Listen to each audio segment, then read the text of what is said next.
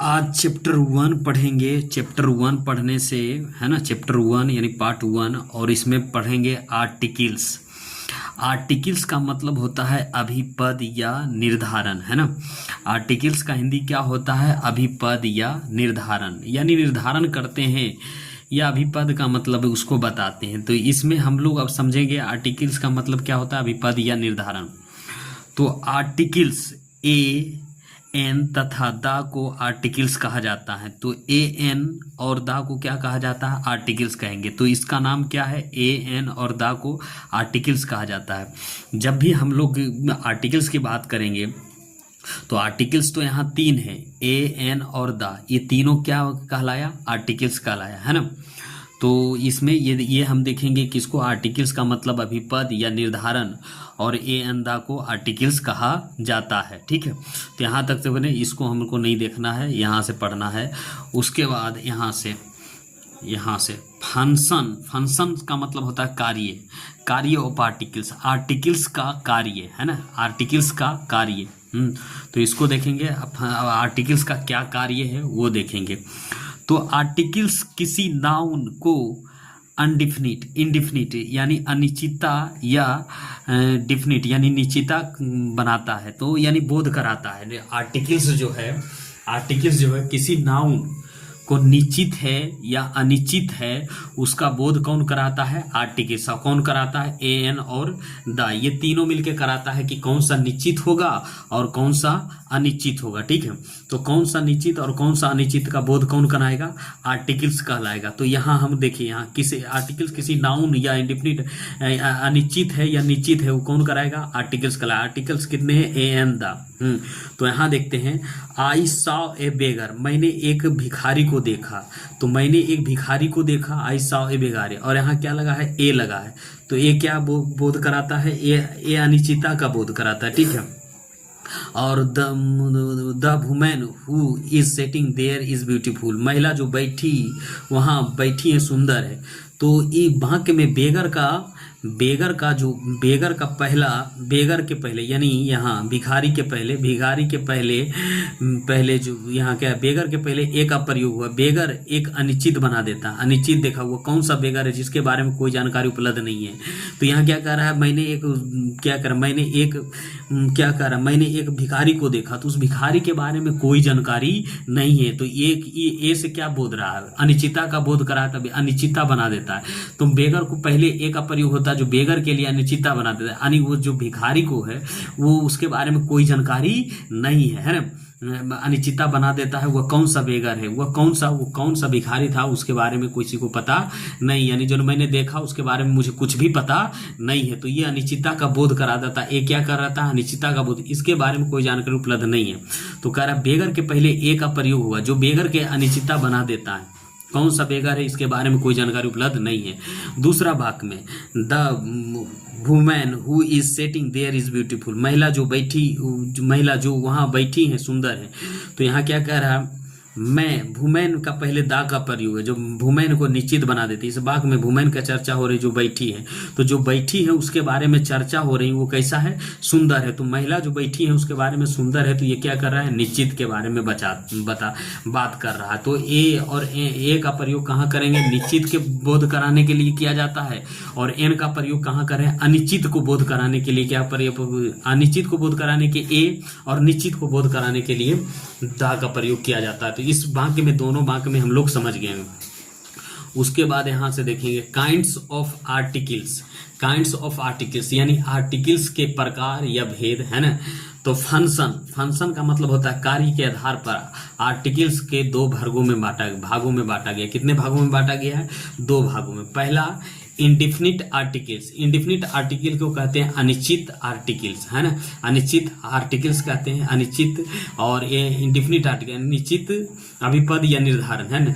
तो indefinite articles में कौन कौन आता है? ए तथा एन इंडेफिनिट आर्टिकल्स कहते हैं। तो ए तथा एन को कौन सा इंडेफिनिट कहते हैं? इंडेफिनिट आर्टिकल्स कहा जाता है। ए एन को हमेशा इंडेफिनिट आर्टिकल, और ये क्या होता है? अनिश्चित, ये आता है किसी नाउन के पहले और अनिश्चितता का बोध करा देता है, क्योंकि अनिश्चित व्यक्ति या वस्तु के लिए ये प्रयुक्त होता है। यानी अनिश्चित व्यक्ति और वस्तु के लिए ये आता है। ए और एन अनिश्चित व्यक्ति या वस्तु के लिए ये प्रयुक्त होता है। तो जैसे एग्जाम्पल में देख लेते हैं, the police have caused A thief. तो ए थीप कह रहा पुलिस ने एक चोर को पकड़ चुका है या पकड़ा है।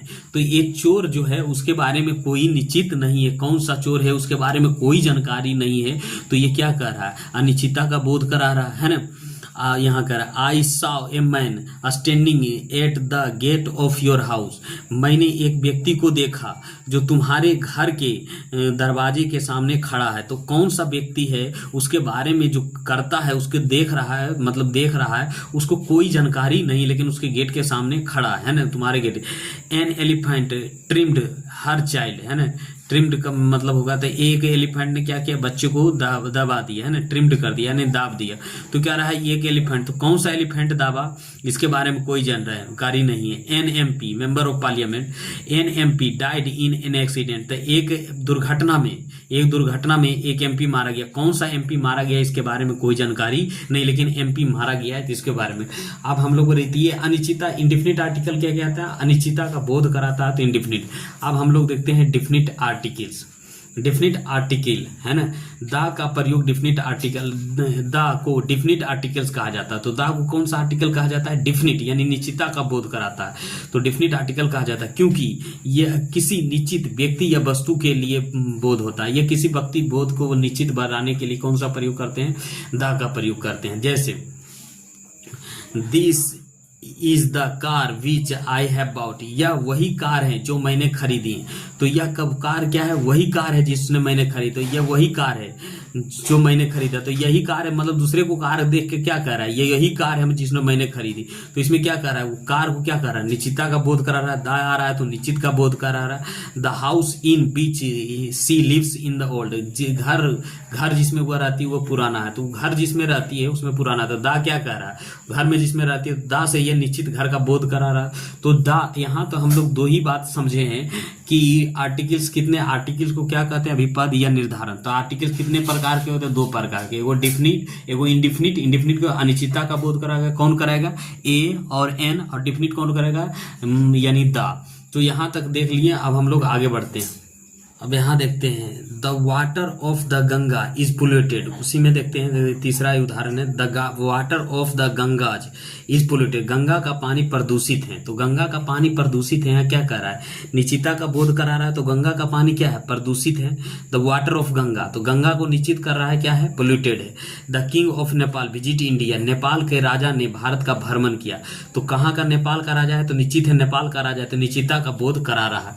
तो निश्चित और अनिश्चित में समझ में आ गया। अब हम लोग देखेंगे different between use of a an. तो क्या करें? डिफरेंट का मतलब होता है अलग ही अलग, बिटवीन का मतलब बीच, अलग अलग क्या करेंगे? प्रयोग देखेंगे ए ऑन, एंड और आ को।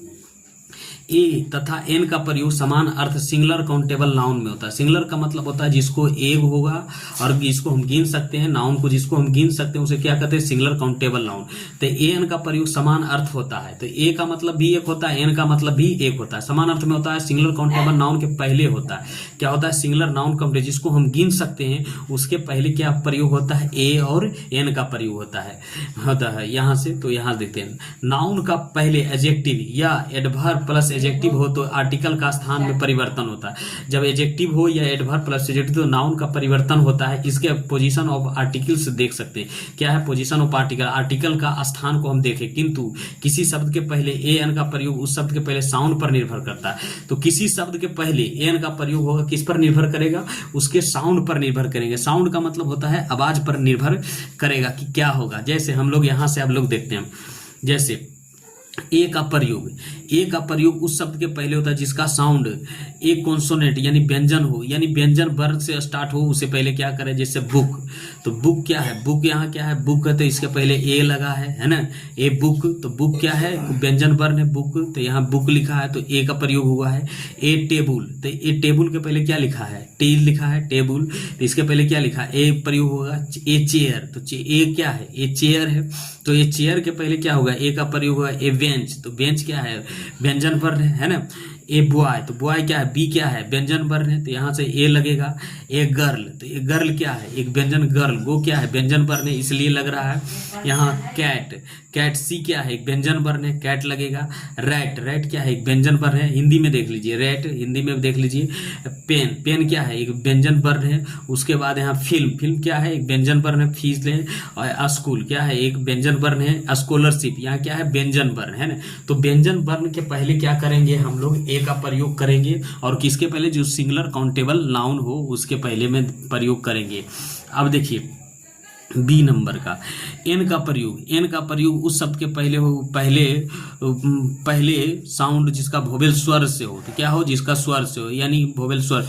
ऑक्स, ऑक्स क्या है, ये स्वर वर्ण है, और ये भी स्वर वर्ण है, ए भी स्वर वर्ण में, ए भी स्वर वर्ण में, ए भी स्वर वर्ण में, ए स्वर वर्ण, यानी जितना देख रहे हैं तो स्वर वर्ण है। तो इसके पहले क्या लगा है, मतलब एन का प्रयोग होता है। जैसे ऑक्स, ऑक्स क्या है, ऑक्स क्या है, स्वर वर्ण है। एलिफेंट क्या है, ए क्या है, ये एलिफेंट, ये क्या है, स्वर वर्ण है।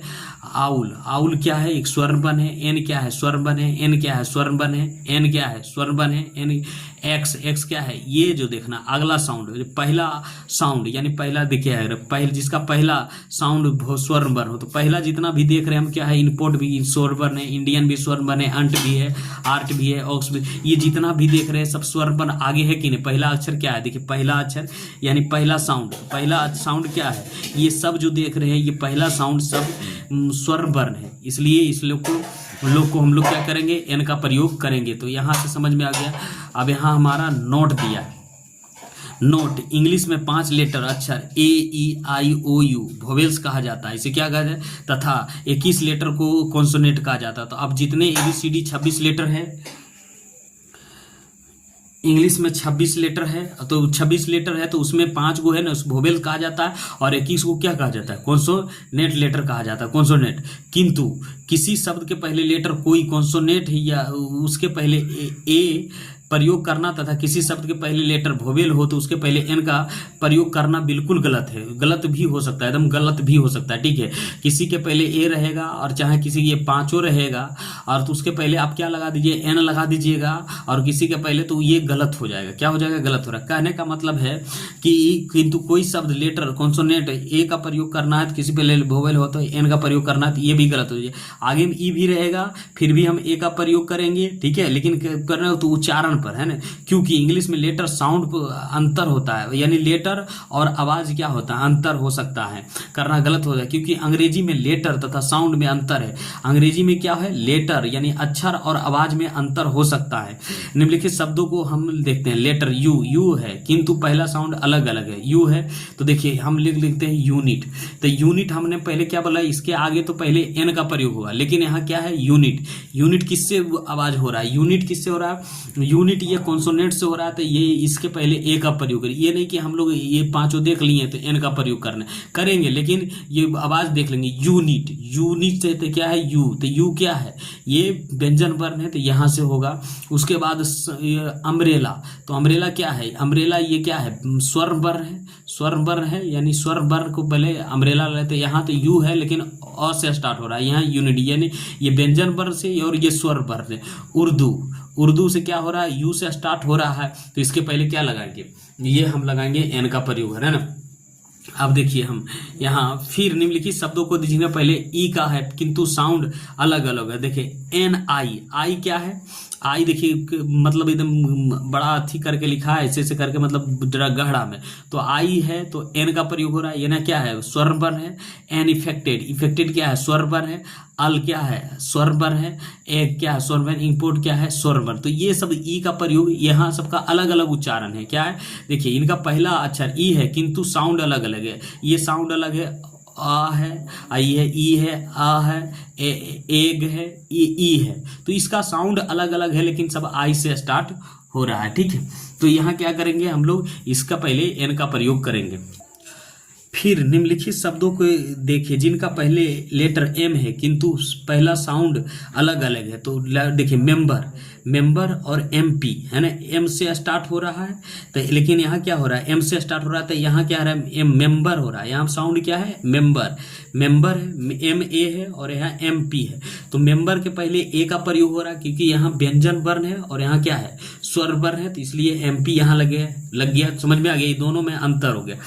कुछ ऐसे भी वर्ड है जिनका पहला लेटर समान है किंतु कुछ शब्दों में उसे पहला लेटर का उच्चारण होता है लेकिन कुछ में नहीं होता। जैसे हीरो, तो ही से स्टार्ट हो रहा है तो ए का प्रयोग करेंगे, और है ना आवर, ओ से स्टार्ट हो रहा है, एच का यहाँ साइलेंट हो गया है तो आवर का यहाँ एन का प्रयोग करेंगे। जैसे इंजीनियर, तो एन का प्रयोग करेंगे क्योंकि ए से स्टार्ट हो रहा है, और यहाँ इलोजी का ए से स्टार्ट हो रहा है, यू से स्टार्ट, ये ना व्यंजन वर्ण है तो यहाँ से स्टार्ट करेंगे, यानी साउंड पर भी निर्भर करता है। अब यहाँ से हम लोग देखेंगे,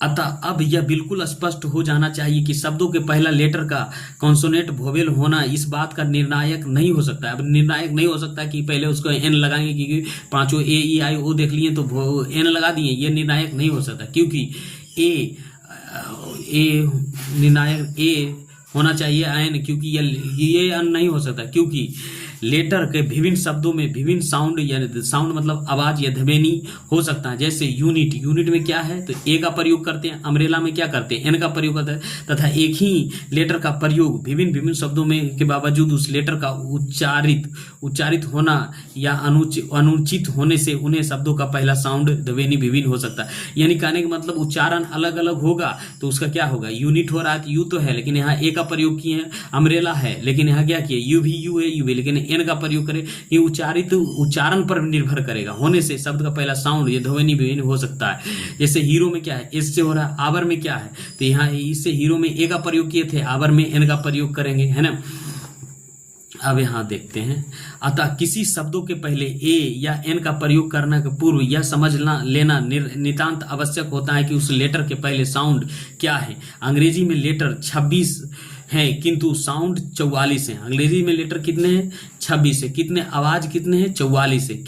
हिंदी में लेटर तथा साउंड समान है। अतः किसी शब्दों के पहले एन का प्रयोग करने के क्रम में किसी साउंड या जो लेटर भी हैं का सहारा आप ले सकते हैं। यदि किसी शब्दों के पहले साउंड हिंदी में कोई स्वर यानी वोवेल है तो ओ आ ई हर्षई हर्षऊ दुर्गहु ए ऐ ओ औ आदि है, सुनाई पड़े उच्चारित उस शब्द के पहले एन का, या ई हर्षई हर्षऊ दुर्गहु ए ऐ ओ औ आदि सुनाई पड़े तो उच्चारित उस शब्द के पहले एन का होगा। किंतु किसी शब्द के पहले साउंड कोई वोवेल सुनाई ना पड़े तो उच्चारित ना हो तो बल्कि उससे व्यंजन जैसे को खो घो सुनाई पड़े तो उस शब्द के पहले ए का प्रयोग, यानी ये सब सुनाई पड़ रहे ना, तो ये इतना कहने का मतलब ये सब सुनाई पड़े ना तो एन का प्रयोग होगा। जैसे यहाँ से ओ आ हर्षई ये सब सुनाई पड़ेगा तो एन का प्रयोग होगा, और को खा गो घोई सुनाई पड़े तो एन का प्रयोग।